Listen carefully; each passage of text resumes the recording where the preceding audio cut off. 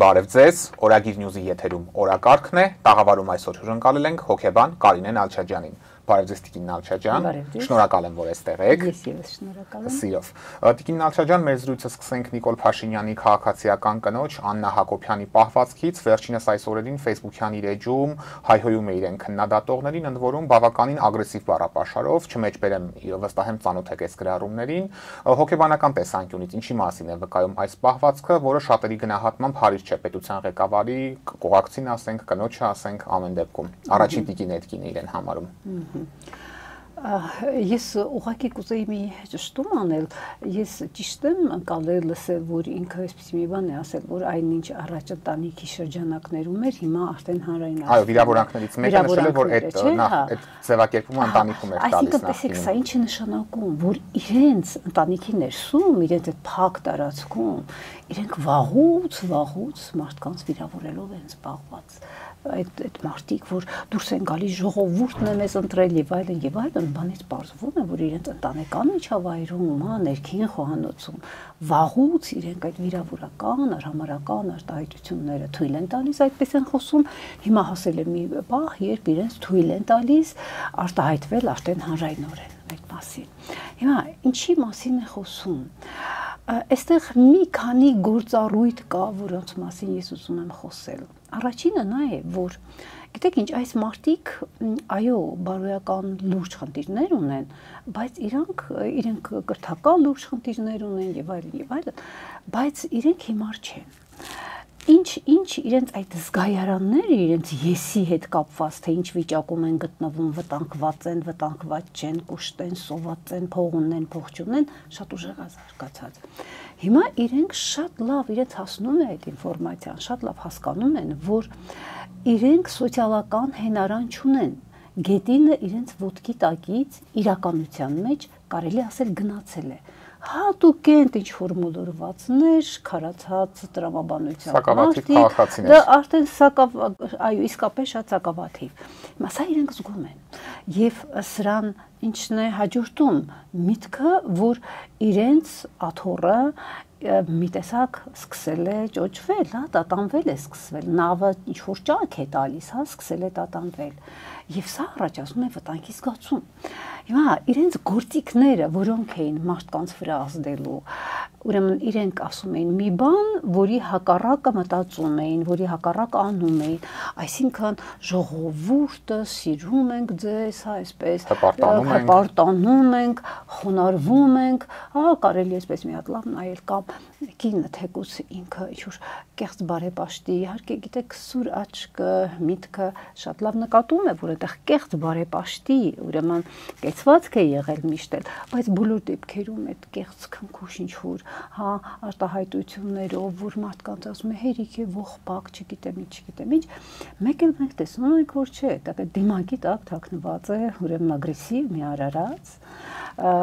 որը ուրեմն պատրաստ է ամենավերջին ձևերով, իհարկե այդ մասին խոսք անգամ լինել չի կարող, որ պետության ղեկավարին առաջին դեմքի ուրեմն կողակիցը, որը իհարկե ունի իր ֆունկցիաները, քաղաքակիրթ երկրում,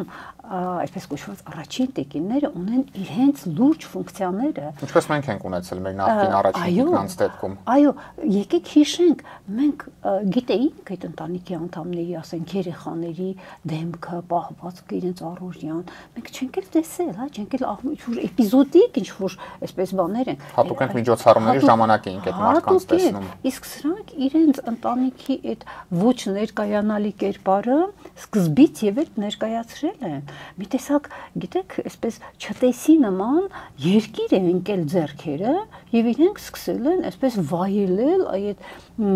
ինչ ասեմ, էթիկայից զուրկ այդ բոլոր, այսինքն իրենք այդպեսին եղել են։ Հիմա ինչն է ստիպում այս կնոջը, որպեսզի այդպես արդեն սկսի բաց արտահայտվել։ Մենք չմոռանանք, որ վերջին ժամանակներս իրենց ամբողջ ԿՊ-ի հետ միասին սկսել են ավելի բաց խաղալ։ Առաջվա այդ շղարշը, որ կարելի էր խաբել, սիրո, խոստումների եւ այլնի ուրեմն քողի տակ, հիմա դա մարդը ինչի աշխատում, մարդիկ չեն հավատում։ Նույնիսկ ես կասեի հակառակը, Նիկոլն ինչ ասում է, պետք է դրա հակառակը հասկանալ։ Ինքնիշխանությունն է ասում, մենք պիտի հասկանանք ինքնիշխանության բացակայությունը, խաղաղությունն է ասում, մենք պիտի հասկանանք ավերարյուն ու պատերազմ։ Այսինքն այս դեմքը պատրված է, նույնը քպեականները, բայց ես նկատում եմ, որ սա ոչ միայն այս կնոջ անհատական որոշումն է այդպես իրեն պահել, սրանք եկել են ինչ-որ համաձայնությամբ թերևս իր ամուսնու հետ, որ ուրեմն պետք է այս ոճին անցնել։ Ամուսինն էլ ազգային ժողովում էր վերջին քարոզիայի ընթացքում տեսանք պահվածքը։ Գիտեք, այն ցնցումները, այն պահվածքը, որը Նիկոլը այսպես ամբողջովին էր ցույց տալիս, հիմա կինը խոսքի միջոցով, հա, գրեհկաբանությունների միջոցով է ցույց տալիս։ Եվ եկեք մենք նաև նկատենք, որ այդ նույն կեցվածքը որտեղ գրել են նաև քպեականները տարբեր ուրեմն կալիբրի, հա։ Այսպես կարծես թե մրցակցության մեջ լինեն, թե ով ավելի լավ այդ առաքելությունը կիրականացնի։ Այո, այդ ներքևի շերտերը հաստատ մրցակցության, եւ ես մտածում եմ, որ սրանք կարող է ուրեմն երկու նպատակ ունեն, հա, այսպես vocation-չված, այսպես, հա, ջերմեռանդորեն պաշտպանելու կամ ինչ-որ զզվելի բաներ ասելու եւ անելու, կամ իրենք ապահովել են ուզում, որը թերևս չի հաջողվի Նիկոլի ինքնաթիռում իրենց համար տեղ, որ ապատասխան պահին կարողանան ճողոպրել,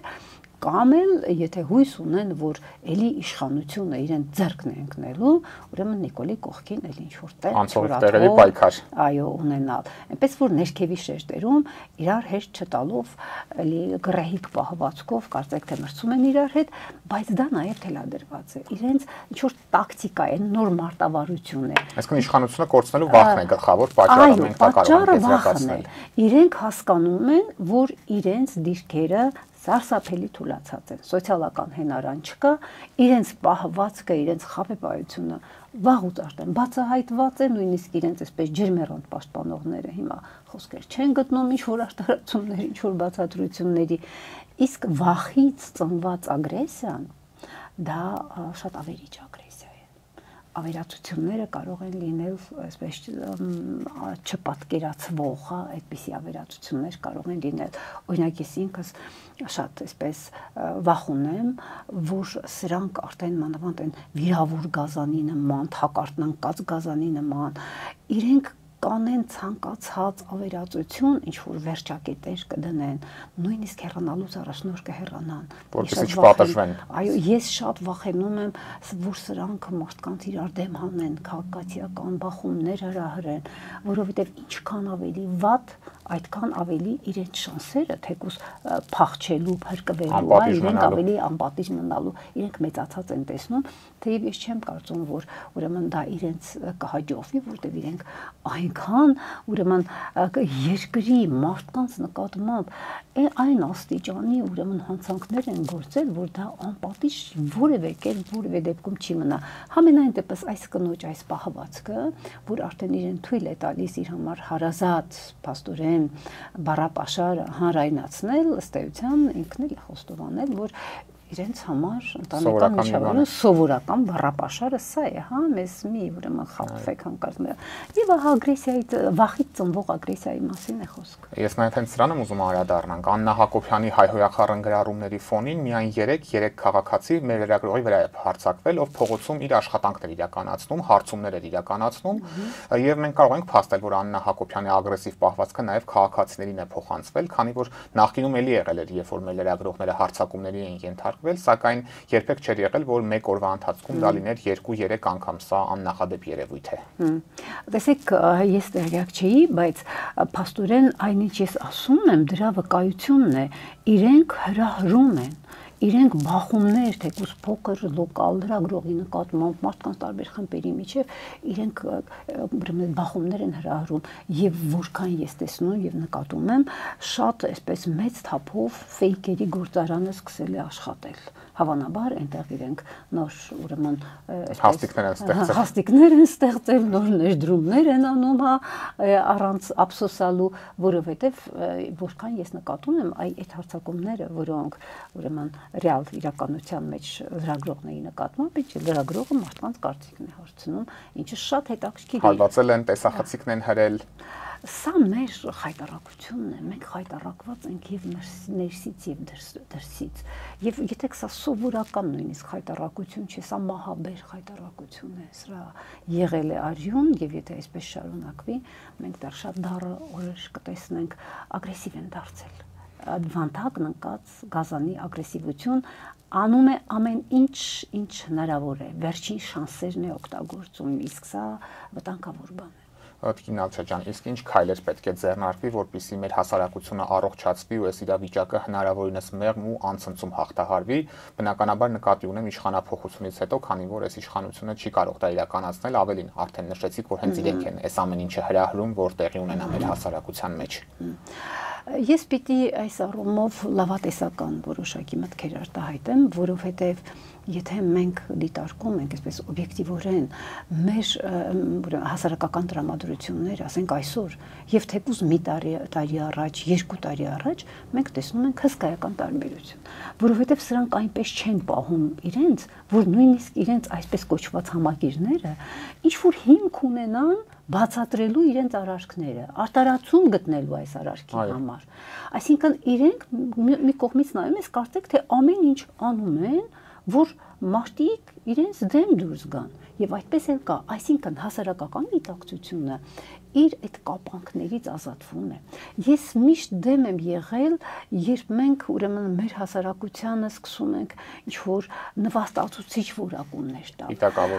Պիտակավորումներ։ Սա շատ սխալ է ինչ իմաստով։ Տեսեք, նախ միայն հայ մարդը չէ, որ ընկնում է այդ ծուղակը։ Նայենք Ուկրաինային, հա, Ուկրաինայի նման ուրեմն ծաղկուն երկիրը ինչի է վերածվել, էլի այս նույն ներազդեցության մեխանիզմների, գունավոր հեղափոխությունների,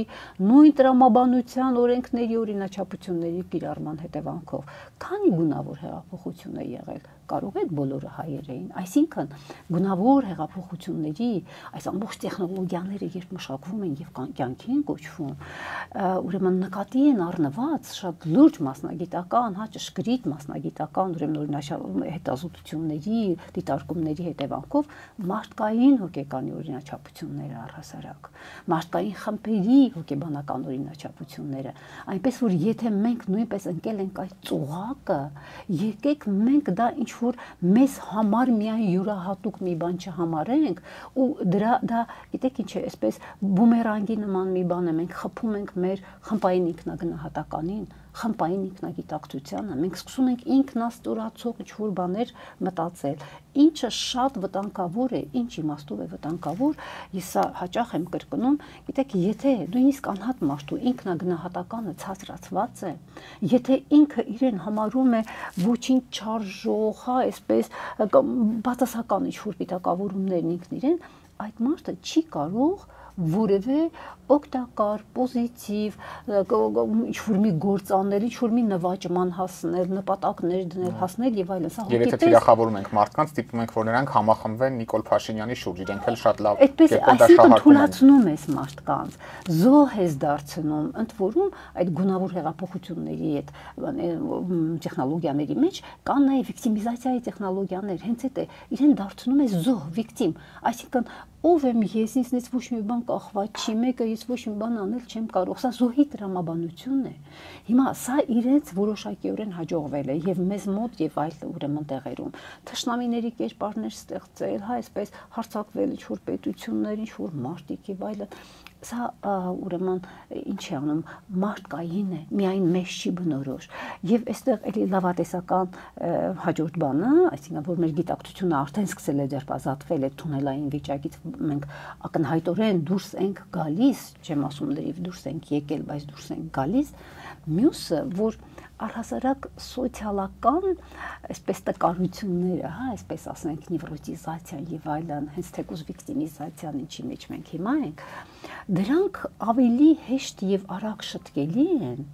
քան անհատի մակարդակում։ Օրինակ, եթե մենք որպես հոգեբաններ գործ ունենք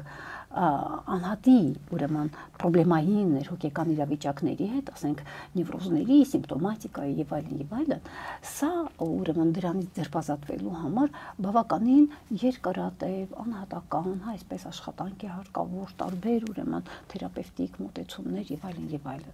բայց բարձվում է կան այդպիսի լուրջ հետազոտություններ, որ հասարակական հիվանդություններն ու նևրոտիզացիաները դրանք արագ են վերականգնվում,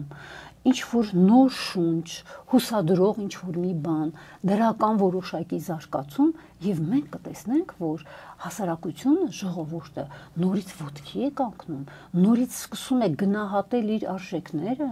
այս ճղճի ազդեցությունների, այս ստորացնող ազդեցությունների տակից դուրս է գալիս եւ այդ զոհի կարգավիճակից ուրեմն շտկվում է, հա, ոտքի է կանգնում, տեր է կանգնում իր երկրի, իր նույնիսկ անձնական ճակատագրին։ Հիմա մենք այնպիսի մի վիճակում ենք, որ որևէ մարդ, անհատ մարդ ապահովագրված չէ եւ շատերը գիտեք խելքի են գալիս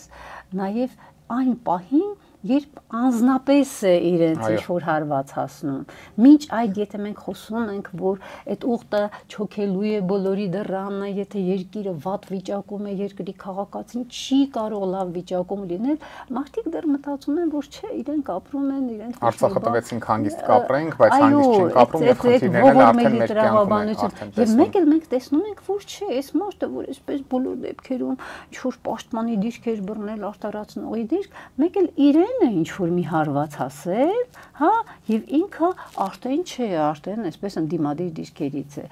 Սա էլ կա, հասնում է առանձին մարդկանց։ Իրենց խմբակցության падգամավորների օրինակներով էլ դա տեսանք, երբ մեկը Նիկոլ Փաշինյանին Քրիստոսի հետ էր համեմատում, բայց հենց անձնական ինչ որ մի բան պահանջեց մանդատը վայտնել, արդեն փոխվեց կտրուկ տեսակետները։ Սա հոգեբանորեն բացատրելի է, հա, մարդու եսը ինքնության ամենամոտիկ, հա, այդ բանն է, բայց բոլոր դեպքերում հույսը այն մարդկանց վրա է, ում ուրեմն մտածողությունը ավելի լայն է, եսից դուրս է գալիս, մեր թշնամիներից մեկը մեր եսակենտրոնությունն է, նույնիսկ փոքրիկ խմբակենտրոնությունը, օրինակ կուսակցական եսակենտրոնությունը այսօր մեզ խանգարում է ճշգրիտ արդյունավետ պայքարելու այս աղետի դեմ, որի մեջ մենք հայտնվել ենք։ Վերջին շրջանում նաև բավականին լարված է իրավիճակը ազգային ժողովում, մենք պատճառների մասին արդեն խոսեցինք, Նիկոլ Փաշինյանն ընդդիմադիր падգամավորներին ուղղված վիրավորական արտահայտություններ է օգտագործում եւ ուշագրավ է, որ նա իր ինքնատիրապետումը կորցրեց հենց այն պահին, երբ իրեն հարց տվեցին կոռուպցիայի մասին։ Ձեր գնահատմամբ սա ինչով է պայմանավորված, ինչու է Փաշինյանը հենց այդ պահին իր ինքնատիրապետումը կորցնում։ Հետաքրքիր է, սրանք հենց որ ինքնատիրապետումը կորցնում են, այնպես լավ է սկսում, այսպես թափանցիկ է դառնում ամբողջ դեմքը երևում է ոտքերից կախել, չէ, ինչ որ վիզը կտրելու շեստ, ասում են դա համբերություններ հատել, բայց տեսախցիկները ֆիքսել են։ Բա ինչ կանի, որովհետև տեսեք, հենց որ խոսքը գնում է հասնում է կոռուպցիային, սա իրենց, ինչ ասեմ, մազոլն է, հատուլ կողմն է, որովհետև իրենք ժողովրդին խապելու առաջին կռվանը, որովհետև ոչ գաղափարախոսություն ունեին, ոչ մի բան չունեին, այ դա էր, հա, այդ մարդկանց այդ նյարդի վրա ազդելը, որ ձեզնից են թալանում, այս պետությունը ձեր գրպանն է մտած, լափում են իրենք այսպես, դուք այսպես, ինչ որ հենակետեր էին գտնում, դե գիտեք ինչ թալանածը վերադարձնել, մինչև այսօր էլ խոստանում են։ Այո, մինչև այսօր խոստանում են, բայց չգիտեմ, ինչ որ վերադարձնում են, ինչ որ իրենց գրպաններն է գնում ոնց որ թե։ Կամ իրենց մերձավորների։ Այո։ Հիմա ժողովուրդը այս ամեն ինչը տեսնում է, բայց հիմա սրանք ինչու են այսպես խառնվել իրար, որովհետև վերջին ժամանակներս ես առանց չափազանցնելու նույնիսկ կարող եմ ասել, որ ամեն օր արդեն սրանց սեղանին դրվում են փաստեր իրենց կոռուպցիայի ուղղակի զարմանալի մասշտաբների մասին։ Ես էլի եմ ասում, այնպիսի թվերի մասին է խոսքը, ընդ որում փաստեր են դնում մարդիկ սեղանին, որ ուղղակի աստղաբաշխական են, դժվար է նույնիսկ պատկերացնել սրանց ագահության չափը, սրանց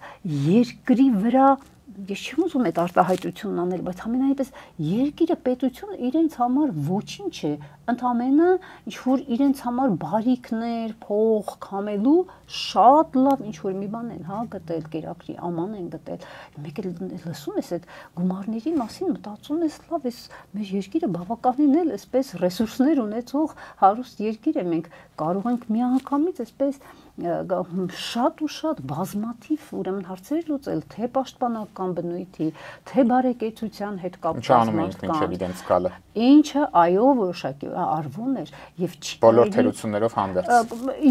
Գիտեք ինչ, մեկը ես էլի հենց որ ինչ որ մի թերություն տեսել եմ իմ կարծիքով, ես անձամբ բարձրաձայնել եմ շատ շատերս, այդպես չի որ մենք ուզում ենք հիմա ինչ որ բան անել, հա, այդ կրիստալիզացիա բյուրեղացնել, բոլորն էլ ունեցել են ինչ որ բաներ, բայց այն ինչ հիմա է կատարվում, բոլոր դեպքերում մենք, տեսեք, մենք ներկայացել ենք նորմալ աշխարհին, մենք ունեցել ենք բանակ, որ օտարների գնահատականով եղել է տարածաշրջանում ամենամարտունակ բանակը։ Մեր ղեկավարներին չեն ծաղրել արտերկրում։ Մեր ղեկավարներին, այո, մեր ղեկավարները ներկայացել են ամենաարժանապատիվ կեցվածքով, նույնիսկ այն հին նկարները նայում ենք, հա, Ալիևի, մյուսի դեմքի արտահայտությունները, սա մի հատ մեծ խայտառակության, մահաբեր խայտառակության մեջ ենք մենք, այնպես որ կոռուպցիան իրենց ուրեմն թույլ տեղն է, որտեվ իրենք դե գիտեն ինչ են արել եւ ինչ են անում։ Եւ ահա, հենց որ այս մասին է խոսվում, իրենք արդեն կորցնում են ինքնատիրապետումը, օրինակ եթե ասում ենք, որ Արցախ հատվեցիք,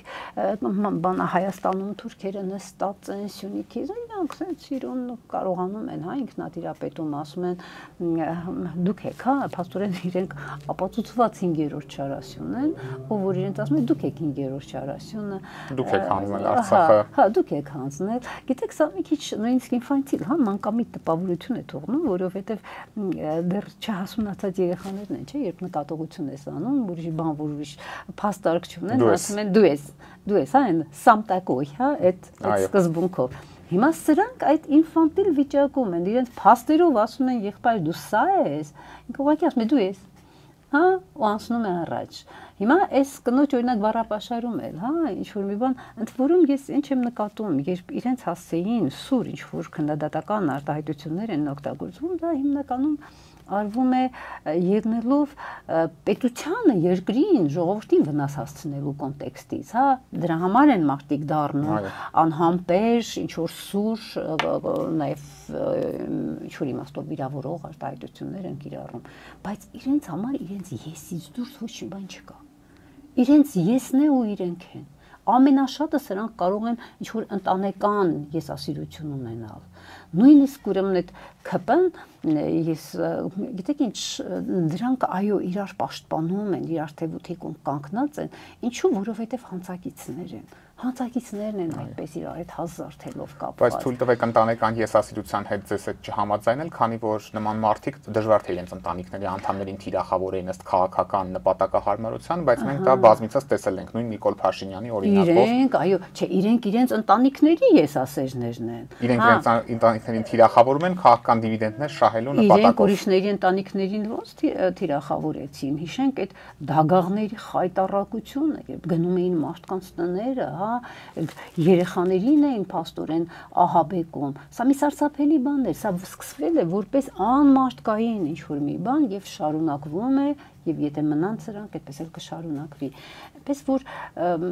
իրենք, այո, իրենց եսից, իրենց շահից մի տեսակ քայլող ստամոքսներ են, քայլող գրպաններ են։ Հենց որ գրպանի մասին ինչ-որ մի բան է ասվում, իրենք գիտեն, որ իրենք ինչ են արել։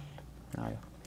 Եվ մենք տեսնում ենք, որ իշխանականները անհանդուրժող կեցվածք են դրսևորում ընդդիմադիրների նկատմամբ։ Մենք Թաղապետարանի հայտնի միջադեպը տեսանք ազգային ժողովում, հայտարարում են, որ ոչինչ անպատասխան չեն թողնելու, իրենց հետ ոնց խոսեն, նույն բառապաշարով, նույն գործողություններով կպատասխանեն, բայց նույնը չեն անում մեր թշնամիների դեպքում։ Անկամ այն ժամանակ, երբ այդ վիրավորանքները ոչ միայն Հայաստանին ու մեծ հասարակ քաղաքացիներին են ուղղված, այլ նաև հենց իրենց։ Ձեզ համար հասկանալի է այս երկակի մոտեցումը եւ դա ինչի մասին է վկայում։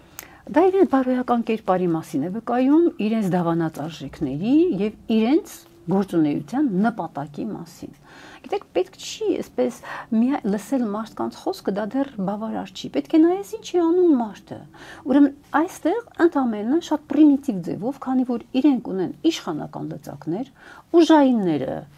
իրենց ձեռքին են, տեսեք ինչ է ասում երկրի վարչապետը, ասում է ԱԾ-ի ոնց էր ասում, ԱԾ-ի պատվաններ եմ տանելու։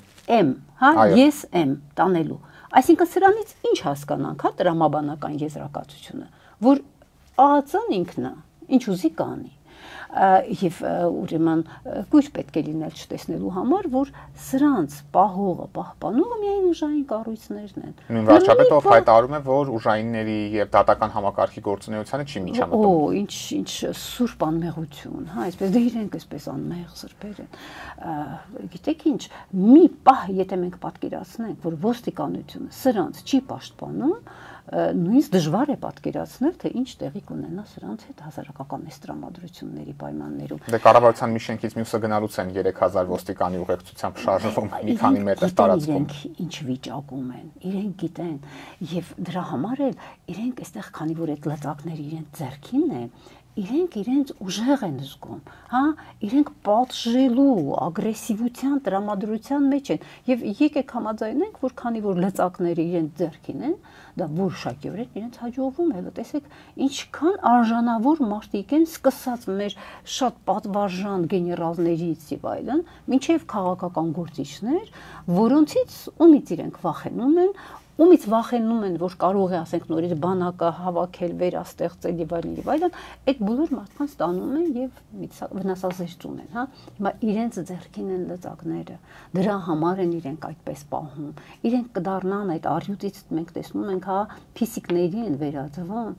երբ հայտնվում են, գիտեք, ոչ միայն, ասենք, օտար երկրի ղեկավարների, մեր թշնամիների մոտ այդպիսի կեցվածք, այսինքն Էրդողանը ձեռքի ժեստով Հայաստանի վարչապետին կանչում է։ Ճիշտ է անում, բա իհարկե։ Ինչ արել է իրենց հրամանով Հայաստանի վարչապետը, գիտեք ինչ, ցանկացած մարդ է այդ թվում նաև թուրքը դավաճանի նկատմամբ իր ազգադավի նկատմամբ որևէ մեկը չի կարող հարգանք ունենալ եւ սրանք բացեիբաց իրենց այդ անհարգալից վերաբերմունքը ցույց են տալիս ծիծաղում են այդ ժեստերով եւ այլն եւ դրանից հետո նորից այսպես վազվզելով սուրճ խմելու է հրավիրում ես տենց էլ չհասկացա դրա այդ երազանքը իրականացավ թե չիրականացավ Ալիևը հետո սուրճ խմեց թե չխմեց ամենաշատը եթե գար խմելու մի հատ նոր պահանջ էր դնելու մի հատ նորից ստորացնելու էր եւ ուրեմն գնալու չգիտեմ ես լուսանկարը տեսա որ նստած են եւ դիմացներն էլ սուրճ էր դրված Փաշինյանի բաժակը դատարկել իսկ Ալիևինը ոչ ինչպես նախորդ դեպքերում երբ արդեն սնունդի դեպքում էինք դա տեսել մենք մեծ հայտարարության մեջ ենք եւ այս նույն մարդիկ են գալիս են այստեղ արյուծ են կտրում ինչու որովհետեւ ուժայինը ոստիկանությունն իր ձեռքին է հա հազարներով շրջապատել են եւ դրսում այն են ինչ կան իրենք ընդ որում եկեք չթերագնահատենք իրենք փաստորեն շատ լավ ընտրված մարդիկ են իրենց այդ ամբողջ կամպանիայի հետ միասին տապալելու համար մեր պետությունը, մեր երկիրը եւ դա իրենց առ այսօր հաջողվում է ուղղակի այս դիմադրության օղակները եթե չլիներ նաեւ ես չէի ասի շատ լավ կազմակերպված բայց բոլոր դեպքերում հակակարողջությունը մեր ժողովրդի աչքերը բացելու նույն դրատվականների միջոցով նույն ուրեմն ինչ որ ուժերի կազմակերպությունների անհատների մեր ժողովրդին ուրեմն իրենք առանց աչքերը թարթելու կտանեն դեպի մահ արյուն իսկ պետությունը իրենց համար ընդհանրապես ինչի մասին է խոսքը բարեկեցության միջոց ընդամենը այո այսպես քամելու ինչ որ կթուկով որը տեսեք ինչ ռեսուրսներ ուներ բարձվում է հա կարելի է վայելել հարստանալ իրենց բերել են այդ նպատակով երբ գիտեք այդ ակշքերը երբ ուսումնասիրում ես գունավոր հեղափոխությունների հիբրիդային պատերազմների ժամանակակից տեսությունը նաև պրակտիկան դու տեսնում ես թե ինչ ստանդարտ միջոցներ են մեր նկատմամբ կիրառվել են եւ իրենք շատ լուրջ հաջողություններ են ունեցել այդ ասպարեզում այլ հարց է որ իրենց արհամարում են իրենց վրա ծիծաղում են դա իրենց առանձնապես չի հետաքրքրում պահում են քան իրենց պետք են այո իրենց հետաքրքրում է որ այստեղ կգան արյուծ կկտրեն իրենք ունեն այնինչ ունեն դեռ քամում են քամելու տեղ ունեն սա է սրանց կերպարը Եվ Տիկին Նալչաջան, մենք մոտենում ենք խորհրդարանական հերթական ընտրություններին, որոնք արդեն տեղի կունենան հաջորդ տարի։ Ինչ եք կարծում, այս իրավիճակում մեր հանրությունը կկարողանա ճիշտ ընտրություն կատարել եւ այս մեկ տարվա ընթացքում ինչ է պետք անել դրան հնարավորինս նպաստելու համար։ Ուրեմն տեսեք, մեկ տարին բավականին երկար ժամանակ է ինչ հարագործությունները շարունակելու, ինչ իրենք ձեռնարկել են։ Տեսեք, թշնամին ակնհայտորեն ասում է փոխիր սահմանադրությունդ։ Հա, եթե մնացած պահանջները նույնիսկ մի կողմ թողնենք, դա ինչ է նշանակում։ Նշանակում է քո երկիրը իր ձեռքի մեջ է, սահմանադրությունը, գլխավոր օրենքը Ալիևն է թելադրում։ Հիմա, մինչև մենք հասնենք ընտրություններ, սրանք դեռ այնպիսի բաներ կանեն, որ մենք երևի չհասնենք դրան։ Պետությունը արդեն գոյություն չունենա, որպեսզի ընտրության կարիք չզգացվի։ Այո, ընտրության անհրաժեշտություն լինի։ Ես շատ մեծ վտանգներ եմ տեսնում այս առումով։ Դրա համար պետք է բոլոր հնարավոր մեթոդները, միջոցները մտածել մինչև ընտրությունները իշխարիքից ազատվելու համար։ Ընտրություններին նայած մենք ինչ վիճակում կհասնենք, հա, մինչև այդ։ Ես չգիտեմ, կարող է նորից մի հատ նոր այժմնահեղություն բերած լինեն, ժողովուրդը էլի մի հատ սքի ու այդ սարսափների մեջ լինի։ 21 թվականի սցենարը կրկնեն։ Ամեն ինչ հնարավոր է։ Իրենք անելու են ամեն ինչ իշխանությունը եւ իրենց ուրեմն փողերը պահելու համար։ Ամեն ինչ են անելու։ Հիմա 1 տարին բավականին ժամանակ է, մի հատ տեսեք, ես ասենք վերջին 1 տարում ինչ զարգացումներ են եղել։ Այնպես որ այդ հեռանկարը ընտրությունների անկեղծ ասած ինձ բացարձակապես չի ոգևորում, թեկուզ ելնելով այն փաստից, որ սրանք սոցիալական հենարան չունեն։ Սոցիալական հենարան չունեն, ադմինիստրատիվ ռեսուրսներ ունեն։ Սոցիալական հենարան ունեն բացառիկ ֆանտազիա, անօրինականություններ, բախումներ հրահրելու։ Այնպես որ ես ապագա ընտրություններ ոչ լավատես չեմ, թեև ժողովրդական տրամադրությունների տեսակետից իրենք հենարան չունեն, բայց մարդկանց մեծ մասը դեռ խարխափում է, որովհետև 5 հարուստության էֆեկտները մնում են, նույն ասենք նախին գործիչների նկատմամբ, նույնիսկ մարդիկ ասենք չեն տեսնում այն ժամանակ ոնց է եղել իրենց կյանքը, ապահովության տեսակետից, հա, թեկուզ, նույն բարեկեցության տեսակետից, եւ ինչպիսին է հիմա։ Կամ առնվազն արտերկրում մեր թշնամիները մեր ղեկավարներին երբեք չէին ծաղրում նախկինում, ոչ մի ղեկավարի մասին դա չենք կարող ասել, բացի Նիկոլ Փաշինյանի։ Բացարձակապես այդպիսի բան չի եղել, բոլորն էլ արժանապատիվ են ներկայացել, բոլորն էլ հարգանքի են արժանացել։ Սրանք իրենց բնույթն է այդպիսին։ Հասկանում եք, ստորաքարշը իրենց բնույթն է ուժեղի մոտ, մանավանդ ում հետ որ իրենք Աստված գիտի ինչ պայմանավորվածություններով ինչեր են արել, դեռ ինչեր են պայմանավորված։ Բայց հետաքրքիր է նաև թուրքերի կեցվածքը, հա, կարող են, չէ, ասենք, մի քիչ դեմքը պահել, այդպես բացահայտ այդ ծաղրը եւ այլն, տեսախցիկների, բայց տեսեք, իրենք արդեն այնքան են սրանք իրենց բռի մեջ, որ էդ էլ են անում, այդ հաճույքն էլ են իրենց պատճառում։ Սա այնպես որ ընտրությունների հետ կապված ես կարծում եմ որ դեռ մարդիկ չկողմնորոշվողները շատ մեծ բանակ են, այդ ուղղությամբ է պետք է աշխատել։ Իհարկե մեր նախկին ուրեմն այսպես ղեկավարների իրենց թիմերի նկատմամբ վստահությունը նորից սկսում է ուրեմն այսպես աճել, իհարկե դա տեսանելի է, բայց բոլոր դեպքերում նաև խանգարում է գործին այն ինչ մենք տեսնում ենք, ներքին բախումներ, ներքին լարվածություն, սա հուսահատեցնում է բոլոր դեպքերում, որովհետև մարդիկ միավորման են սպասում, միավորման սա հուսադրող բան կլինի էլի մարդկանց համար, բայց ավելի շատ մարդիկ են ովքեր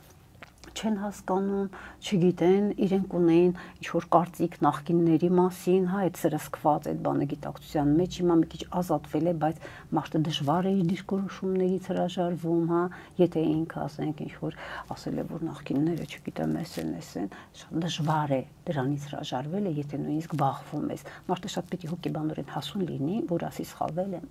Կարողանա համեմատել եւ այո, մեծ մասամբ չեն ընդունում։ Համենայն դեպս եթե մենք հասնենք նրան, թեկուզ Աստված գիտի ինչ վիճակում ընտրությունների, պետք է նորից միահամուռ ուժերով կարողանալ այդուհանդերձ սրանց թույլ կողմերը օգտագործելով երկիրը պահպանել, երկիրը պիտի լինի այնպիսի մարդկանց ձեռքին, ովքեր պրոֆեսիոնալ են, պետական մտածողություն ունեն